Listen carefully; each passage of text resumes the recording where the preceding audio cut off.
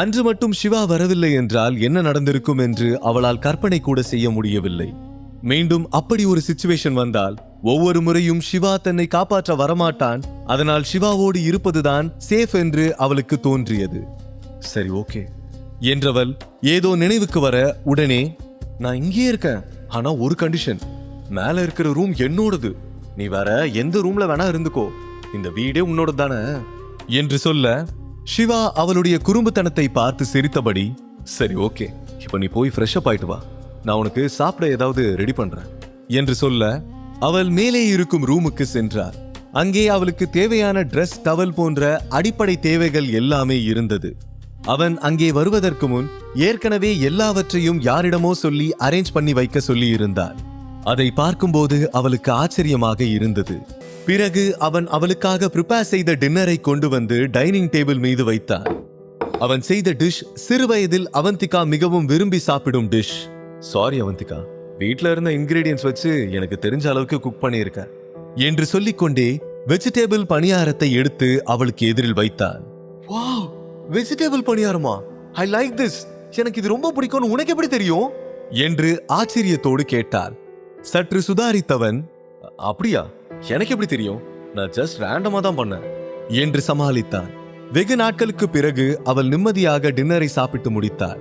பிறகு இருவரும் அவரவர் ரூமுக்கு சென்று விட்டார்கள். இரவு 12 மணி. சிவாவுக்கு தூக்கம் வரவில்லை. இன்று அவன் மிகவும் சந்தோஷமாக இருந்தான். தன்னுடைய சைல்ட்ஹுட் லவ்வை கண்டுபிடித்தது மட்டுமில்லாமல் அவளை தன்னுடைய வீட்டிற்கே அழைத்து வந்து விட்டான். இனி அவளை விட்டு பிரியவே கூடாது என்று நினைத்தான். அவந்திகாவின் முகத்தில் நிம்மதியை பார்த்த சிவா இன்று அவள் நல்ல மூடில் இருப்பதால் எப்படியாவது தன்னை பற்றி சொல்லிவிட வேண்டும் என்று அவளுடைய ரூம் வரை வந்தவன் திடீரென அப்படியே நின்று விட்டான்.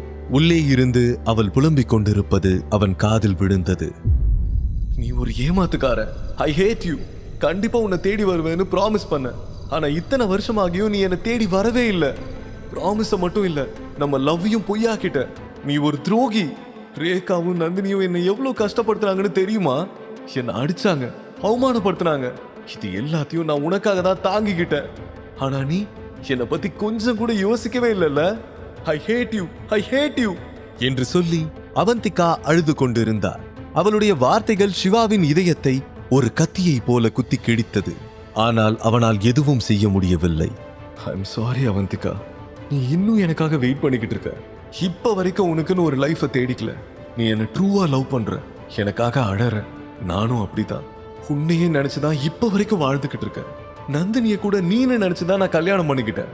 நிச்சயமா இந்த உண்மையை நான் உனக்கு புரிய வைப்பேன். சைல்ட்ஹுட் சிவா மேல உனக்கு இருக்கிற கோவத்தை மறைய வச்சுட்டு அதுக்கப்புறம் நான் யாருங்கிற உண்மையை சொல்றேன்.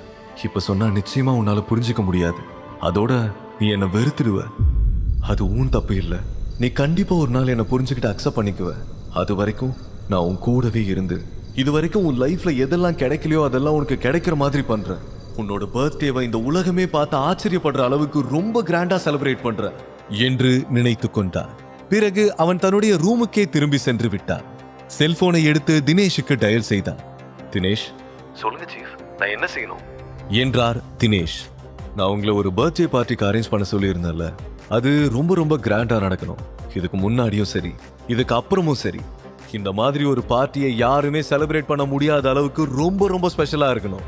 பர்த்டேன்னு சொன்னாலே எல்லாருக்கும் இந்த பர்த்டே பார்ட்டி தான் ஞாபகம் வரணும். புரிஞ்சுதா என்று கேட்க, டெஃபினெட்லி சீஃப், என்கிட்ட சொல்லிட்டீங்கல்ல, இனி எல்லாத்தையும் நான் பாத்துக்கிறேன் என்றார்.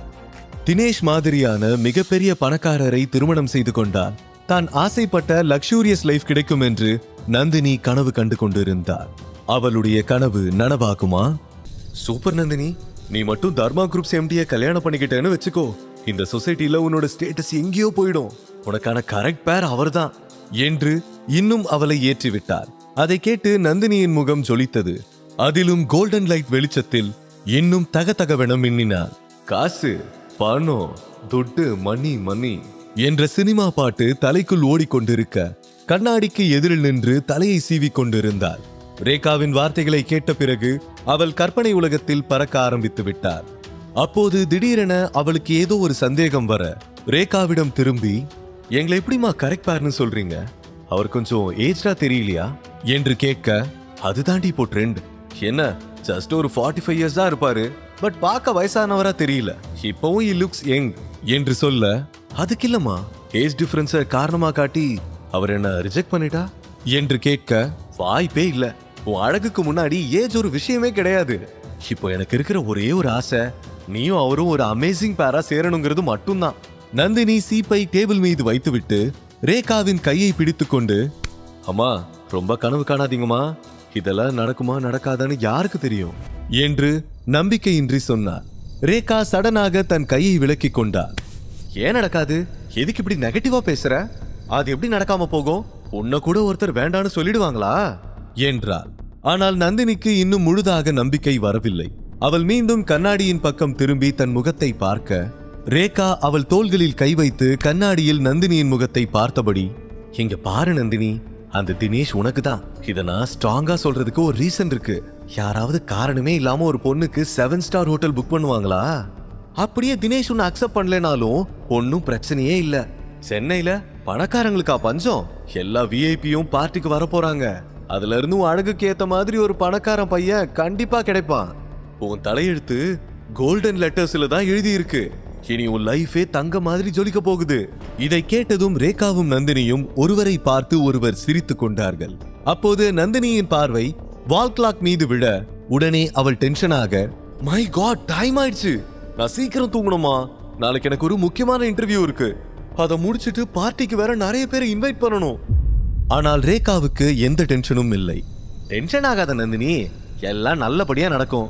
அது சரி, நீ எதுக்கு இன்டர்வியூ அட்டெண்ட் பண்ணணும்? நமக்கு சொந்தமா கம்பெனி இருக்கும்போது நீ எதுக்காக வேற கம்பெனிக்கு வேலைக்கு போகணும் என்றார். எந்த ப்ராஃபிட்டும் இல்லாத ஒரு கம்பெனி இருந்தா என்ன, இல்லனா என்ன? நான் எங்க இன்டர்வியூ போறேன்னு தெரியுமா? தர்மா குரூப்ஸுக்கு என்று சொல்ல, என்ன சொல்ற நந்தினி? தினேஷ கல்யாணம் பண்ணிக்க போறேன்னு நீ தானே சொன்ன. இப்போ அந்த கம்பெனிக்கு வேலைக்கு போறேன்னு சொன்னா என்ன அர்த்தம்? எனக்கு தலையே சுத்துது, கொஞ்சம் புரியுற மாதிரி சொல்லு என்றார். அதுக்கு தாமா வேலைக்கு போறேன். எனக்கு அங்க வேலை கிடைச்சா என் வேலை இன்னும் ஈஸி ஆயிடும். நான் தினேஷ் கூட நெருங்கி பழக முடியும். அது மட்டும் இல்ல, நல்ல இன்கம் கிடைக்கும் என்றார். அதை கேட்ட ரேகா தன்னுடைய மகளின் சாமர்த்தியத்தை நினைத்து பூரித்து போனார். உன்னை நினைச்சா எனக்கு ரொம்ப பெருமையா இருக்கு நந்தினி. இப்போதான் நீ என்ன மாதிரி திங்க் பண்ண ஆரம்பிச்சிருக்க. கண்டிப்பா உனக்கு வேலை கிடைக்கும். தினேஷுக்கு ஏற்கனவே உன்னை ரொம்ப பிடிச்சிருக்கு. இனிமே 2 பேரும் ஒரே இடத்துல ஒன்னா டைம் ஸ்பெண்ட் பண்ணலாம் என்றார். நந்தினி படுக்கையில் விழுந்தபடி, குட் நைட் மா, போகும்போது லைட் ஆஃப் பண்ணிட்டு போயிடுங்க என்று சொல்லிவிட்டு போர்வைக்குள் நுழைந்து கொண்டார். ரேகா அவளை சிறிது நேரம் பார்த்துவிட்டு, இனி அவளை டிஸ்டர்ப் பண்ண கூடாது என்று நினைத்தவள் லைட்டை ஆஃப் பண்ணிவிட்டு கதவை க்ளோஸ் பண்ணிவிட்டு சென்றார். ரூம் இருட்டாக இருந்தது. ஆனால் நந்தினியின் கண்கள் மட்டும் இன்னும் திறந்தே இருந்தது. ரேகாவிற்கு எதிரில் காட்டிக்கொள்ளவில்லை என்றாலும் அவள் மனதுக்குள் பேராசை பொங்கி வழிந்தது. பெண் எப்போது தூங்கினோம் என்று அவளுக்கே தெரியவில்லை. மறுநாள் பொழுது விடியும் போது சூரிய வெளிச்சம் சிவாவின் கண்களை வருடியது. அவன் மெதுவாக கண்களை திறந்து பார்த்தான். இன்று அவன் புதிதாக உணர்ந்தான். அவந்திகாவோடு ஒன்றாக ஒரே வீட்டில் இருப்பதை நினைத்து அவன் மிகவும் சந்தோஷப்பட்டான். அவனுடைய பல வருட ஆசை ஓரளவுக்கு நிறைவேறிவிட்டது போல இருந்தது. அந்த சந்தோஷத்தில் சோஃபாவில் படுத்திருந்த சிவாவுக்கு ஒரு எண்ணம் வந்தது. தன்னுடைய கைகளால் அவந்திகாவுக்கு பிரேக்ஃபாஸ்ட் செய்து தர வேண்டும் என்று எண்ணினான். உடனே கிச்சனுக்கு சென்றான். கிச்சன் முழுவதும் தேடிய பிறகு இன்று என்ன பிரேக்ஃபாஸ்ட் செய்து தரலாம் என்று ஒரு முடிவுக்கு வந்தான். வெஜிடபிள்ஸை கட் பண்ணி கொண்டிருக்க திடீரென அவனுடைய செல்போன் ரிங் ஆனது. நம்பரை பார்த்ததும் திகைத்து விட்டான். அந்த கால் நந்தினியிடமிருந்து வந்திருந்தது. அவள் கால் செய்வாள் என்று அவன் நினைக்கவே இல்லை. அவள் ஏன் தனக்கு போன் செய்கிறாள் என்று புரியாமல் போனை ஆன் செய்து ஸ்பீக்கர் மோடில் போட்டுவிட்டு வெஜிடபிள்ஸை கட் பண்ணினார். நந்தினி சோர்வான குரலில் ஹலோ என்றார். பதிலுக்கு சிவா ஹலோ சொல்வதற்குள், சீக்கிரம் என் ஷூக்கு பாலிஷ் பண்ணி வை, என்னோட ஒயிட் ஷர்ட் அயன் பண்ணி வச்சிரு, நான் இன்னைக்கு ஒரு இன்டர்வியூக்கு போகணும் என்று அரை தூக்கத்தில் முணங்கினார். ஒரு சிறிய மௌனத்திற்கு பிறகு சிவா, நம்ம 2 பேருக்கும் டிவோர்ஸ் ஆயிடுச்சு, இனிமே இது மாதிரி வேலைக்கெல்லாம் வேற யாரையாவது தேடிக்க என்றார். நந்தினி தூக்க கலக்கத்தில் சிவாவுக்கும் தனக்கும் டிவோர்ஸ் ஆகிவிட்டது என்பதை மறந்து வழக்கம் போல அவனிடம் வேலை சொல்லிவிட்டார். ஆனால் சிவாவின் வார்த்தைகளை கேட்டவுடன் சட்டென நார்மல் ஆகி எழுந்து உட்கார்ந்தாள். அதெல்லாம் எனக்கு தெரியும், உன்னை போலீஸ் தானே கூட்டிட்டு போனாங்க, எப்படி திரும்பவும் வெளியே வந்த? ஒவ்வொரு தடவையும் உன்னால மட்டும் எப்படி போலீஸ் ஸ்டேஷன்ல இருந்து சீக்கிரமா வெளியே வர முடியுது என்று கேட்க, ஏன் ரொம்ப வருத்தமா இருக்கா? நான் ஜெயிலுக்கு போகலன்னு தெரிஞ்சா நிச்சயம் நீ சந்தோஷப்பட மாட்டேன்னு எனக்கு தெரியும் என்று சொல்ல, அவள் எந்த பதிலும் சொல்ல முடியாமல் போனை வைத்து விட்டாள். போனை வைத்த பிறகுதான் நந்தினி சொன்ன வார்த்தைகள் சிவாவுக்கு நினைவுக்கு வந்தது. அவள் இன்று இன்டர்வியூ போக வேண்டும் என்று சொல்லி இருந்தாள். அவள் எதற்காக இன்டர்வியூ போக வேண்டும் என்ற கேள்விதான் முதலில் வந்தது. முழு கதையையும் கேட்டு மகிழ பாக்கெட் FM ஏப்பை டவுன்லோட் செய்யுங்கள். லிங்க் டிஸ்கிரிப்ஷனில் கொடுக்கப்பட்டுள்ளது.